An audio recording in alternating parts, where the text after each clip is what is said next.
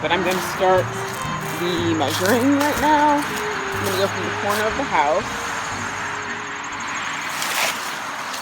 You can see what I'm doing. This is the little measuring wheel.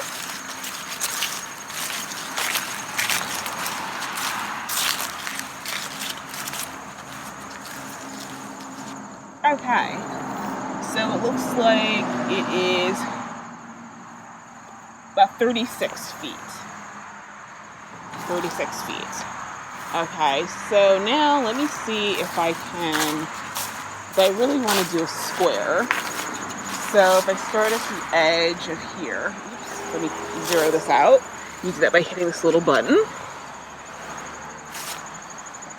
And let's see if I can get to 36 feet.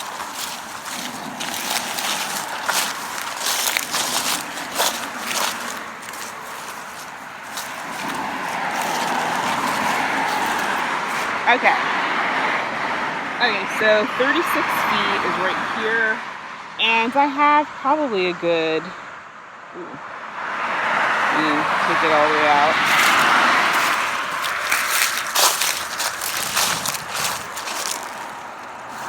Okay, so that, so the street is about 53, so that means I have a good 17 feet before the edge of the street. So, well, I was hoping for 50 feet, but you know what?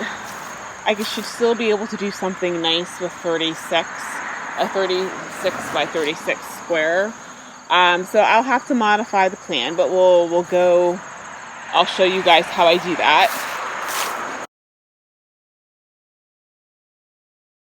Hey guys, this is Brooke from the Vintage Gardener, and I'm back out at the Victorian today. I'm having yet another inspection done. This one is for termites, and so I've been taking more measurements out here.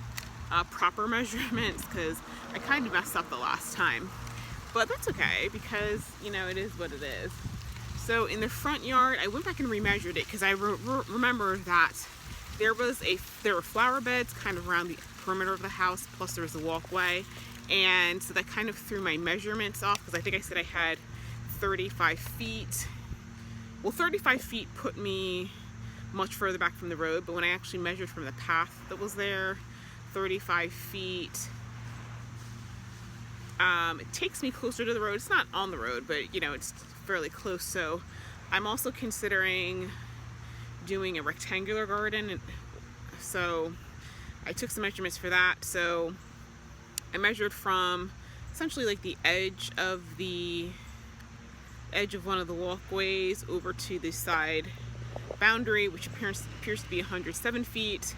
And then if I start the garden proper from the walking path, I can go out to 35 feet. So it's going to probably be longer and skinnier because I think I'm going to do I'm going to use the front yard primarily to do a display garden, to test out new plants. So it could be interesting. Actually, you know what? Let me take some more measurements because I just thought about something. I didn't measure the entire front segment where the driveway was.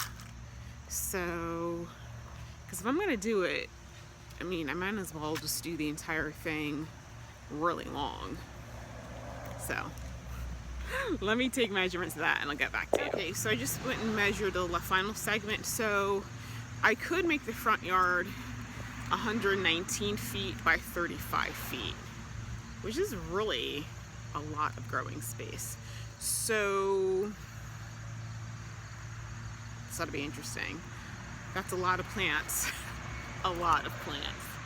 And then around the sides of the house, there's also, especially like around the side entrance, there's some areas that I can plant up. It's just gonna be a lot of plants that I'm gonna be doing.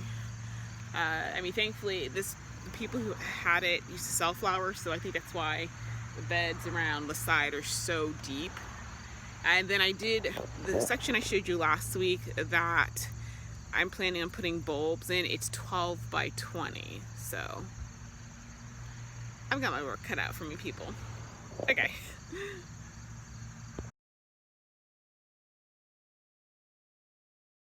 Okay, guys, I'm back. So this is originally the plan I had drawn out for the front of the house. This is from, right, like this line would be the driveway, and this is all the way over to the boundary. And I delineated where the house is. Now, what I had planned to do with the original, I divided it into 3 squares, and I was planning to put the fountain in the center square of the second, in the center segment. As you can see, this is kind of like the line following the edge of the house. It's not center to the house.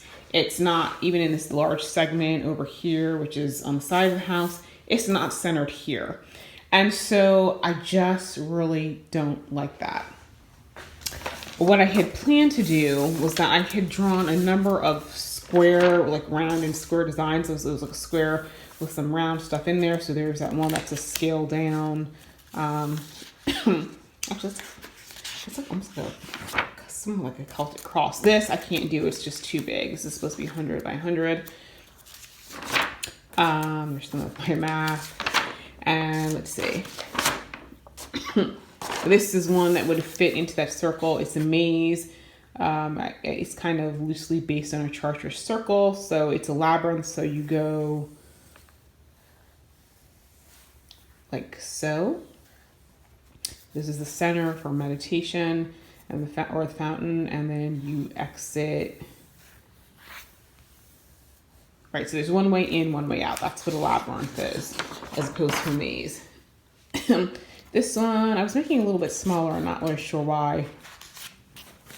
And then here's another one that I did. It's 2 concentric circles with growing space in between. And that would have been one of them. And the one I think I was really going to do in front of the center segment was this one. So the little round thingies, this is gravel, and the rest of the stuff are planting beds. And as you can see, it is 690 square feet of planting. And this is another one. This was other concentric circles. I didn't finish this one. I'm not really sure what I was planning to do because, like I said, at the time I did this a few months ago, a lot of things ended up in turmoil with the house, and I wasn't even sure I was going to get it, so stop working on it. Here is another design that I did. It's a little bit more, definitely more elaborate. This is for a rose garden, and I think with this one, I may be able to do it on this side of the house, especially seeing how I'm changing things around. I think it may work, but I can probably scale it to be larger than what it is now. Or basically I could just kind of do shrubs on either side of this. So that's another design.